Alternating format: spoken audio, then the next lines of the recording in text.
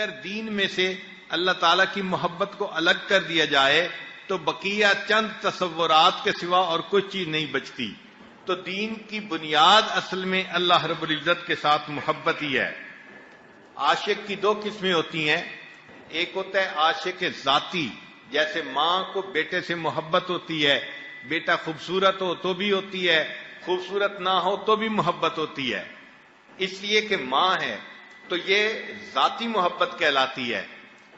کچھ بندوں کو اللہ تعالیٰ سے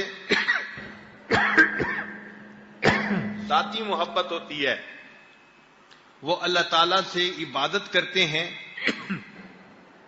مگر اس کے بدلے وہ اللہ تعالیٰ سے کوئی دنیا کی چیز طلب نہیں کرتے بلکہ اللہ کی رضا ہی کی طلبگار ہوتے ہیں.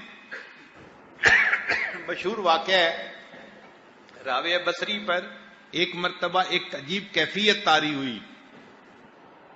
اس کیفیت میں انہوں نے ایک ہاتھ میں پانی کا لوٹا لیا اور ایک ہاتھ میں تھوڑی سی آگ لی اور چل پڑی.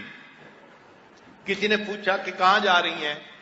کہنے لگی کہ میں نے دیکھا ہے بعض لوگ جنت کی طلب میں اللہ کی عبادت کرتے ہیں اور بعض لوگ جہنم کے خوف سے اللہ کی عبادت کرتے ہیں، تو میں اس لیے چلتی ہوں کہ اگر ہو سکے تو میں جنت کو آگ لگا دوں اور جہنم کی آگ کو بجھا دوں تاکہ اللہ کے بندے فقط اللہ کی رضا کے لیے اس کی عبادت کر سکیں.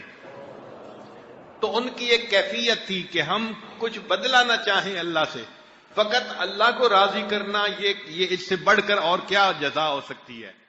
هي الحلقات تحفظني بآيات من القرآن، هي الحلقات تملأني بحب المصطفى العدنان، هي الحلقات تحفظني بآيات من القرآن، هي الحلقات تملأني بحب